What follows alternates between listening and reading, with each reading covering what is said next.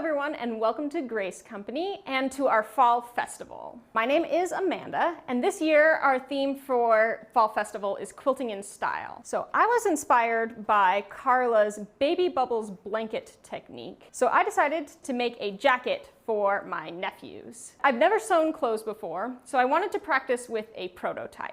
So I can show you the first version I made here. It's a cute little jacket. I got the pattern from a blog called Sew a Little Seam for a 2T bomber jacket. This was a nice simple pattern. It just has a few pieces to it and a lining. Then there's a hem and a collar and some cuffs with ribbing.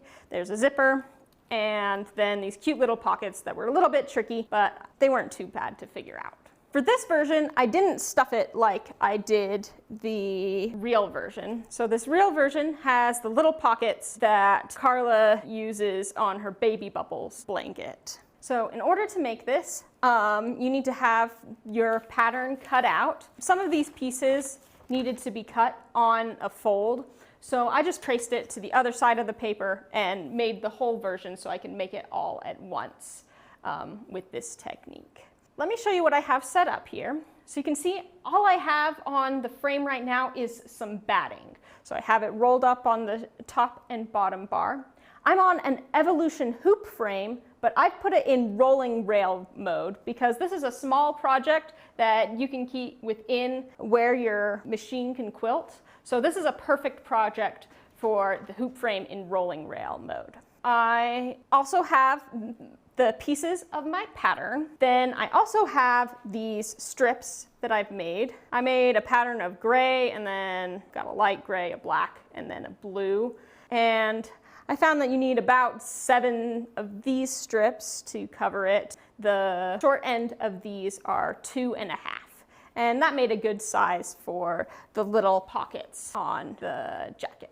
So what I'm going to do is I'm going to trace one of these pieces directly onto the batting and then layer my strip together and then stitch them using the machine.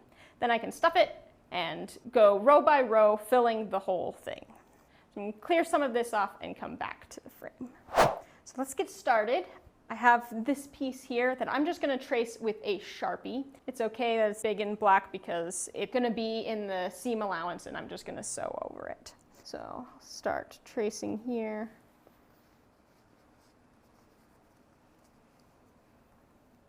Getting the outside.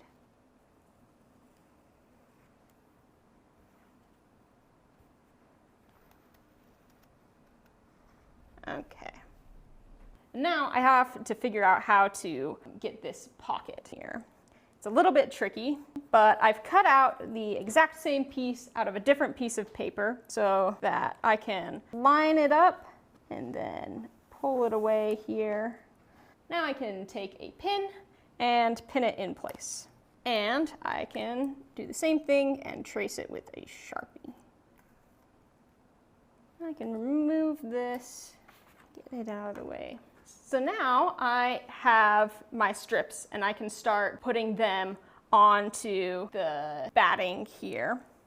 So I'm going to line it up, and as you get going you can start adjusting the strips. That's why I've made them extra long so that I can adjust where they are just to make it look like they aren't stacked right on top of each other. But I still need to get this pocket. But this top piece I am actually going to see. So I'm going to line it up and then use a different tool. This is a water-soluble pencil that I can use to trace around. And then, one more time, I'm going to trace the rest of the pattern using Sharpie. These parts are going to be sewn off, so I can still use Sharpie. I use the stuff on the batting to line up the pattern and then trace the bottom.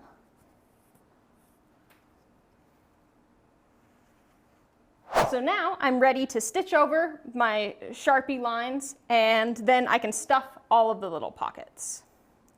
So I'll get this here and pull up my bobbin and trace down. If I want to keep my lines a little bit straighter, I can use a ruler to help keep it straight. And I'm actually going to change one of the settings on my screen here. Instead of having it pause with the needle up, I'm going to have it pause with the needle down. That makes it easier to switch back and forth. Go to settings and needle stop from up to down. Really easy to use on this 16 Elite machine. So I'm going to go a little bit over here, but then I'm going to stop at each of these lines so that I can go up and make the pocket. Go up and then back down and then continue along.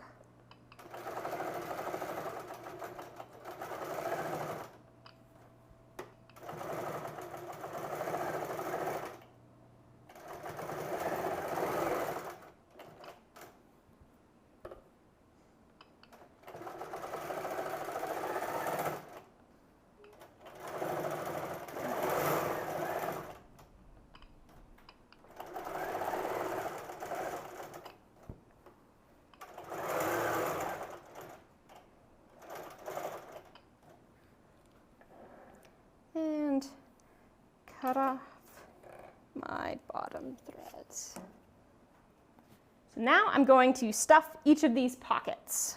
I have some stuffing over here. I don't want to stuff it too much.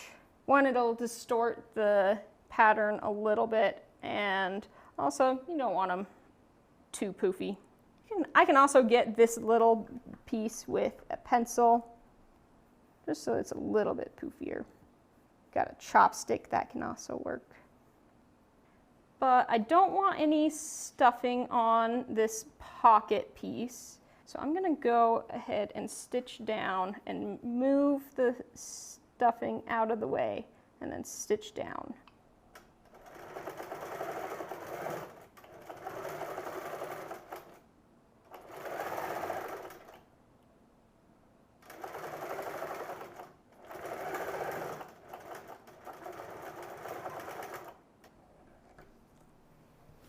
I'm ready for my next row. I'm going to line this up here, and all I need to do is line up the edges, make sure that you can cover the whole bottom of the previous row so that you don't have the batting showing through. Then you can pull up your bobbin. Once you get in the habit of pulling up your bobbin, it's super easy to do and it doesn't take a lot of time. Use my ruler here as well.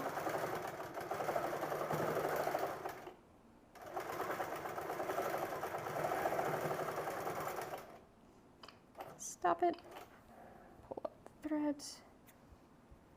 Now I can flip over the next row and do the same thing I did on the previous row. I need to get my lines accurate, so I'm going to place the pattern right over it, use the lines on the batting to line it up, and some of the previous stitching, and then use a Sharpie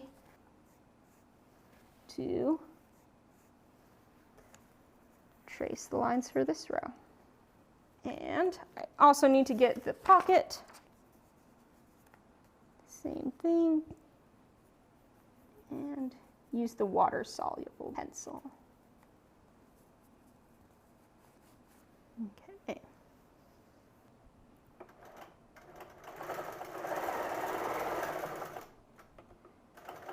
Across.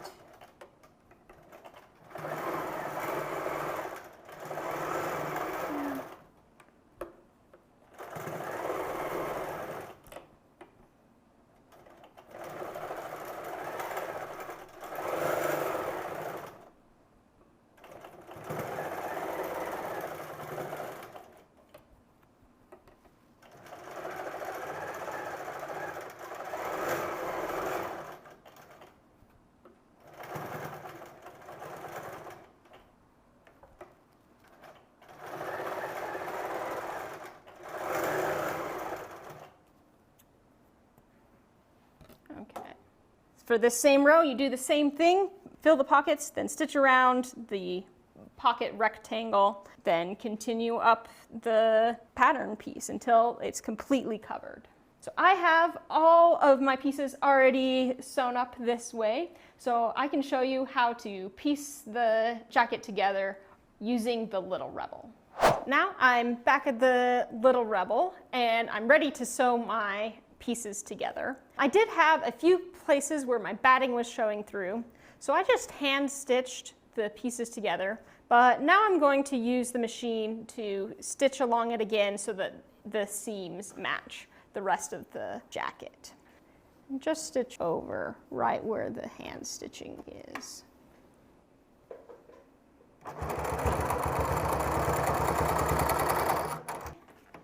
Bring that up.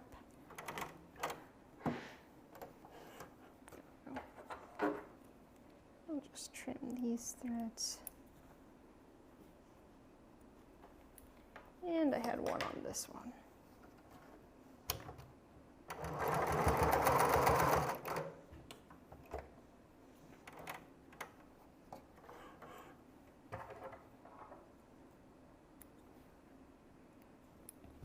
So next is a really simple part. I've got the back and I need to sew both of the front pieces on. Line the corners up here and sew them down.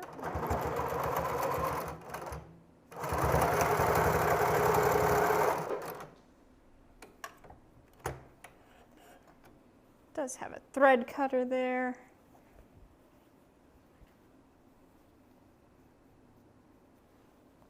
Line up these pieces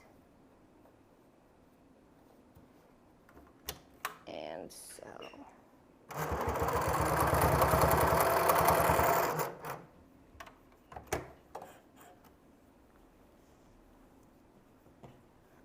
So got my front and my back.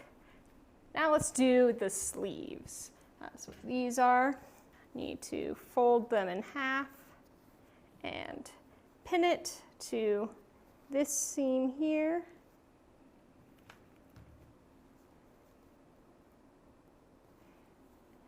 And pin some of the others. And pin along where I'm going to stitch.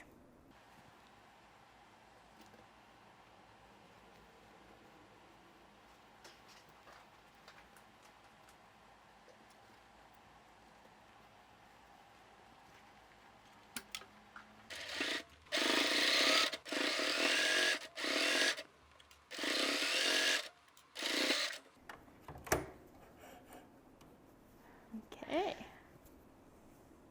there's one sleeve down, and I can do the other one.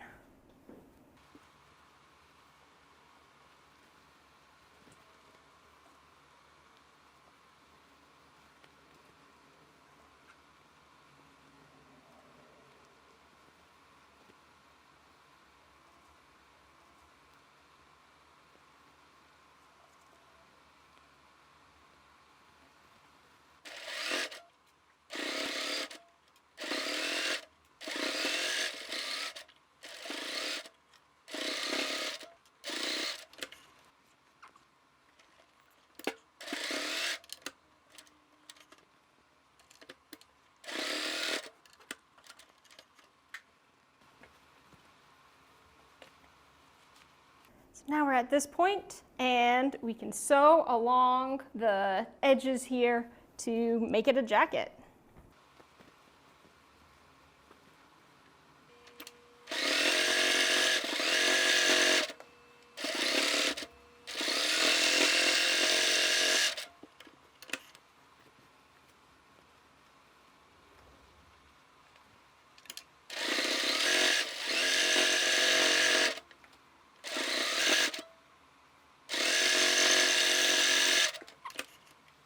So I've got the jacket to this point. I'm going to continue adding the hem and the zipper and the pockets off camera. I am finished with this and I am so happy with how it turns out. It is going to look adorable on my nephew.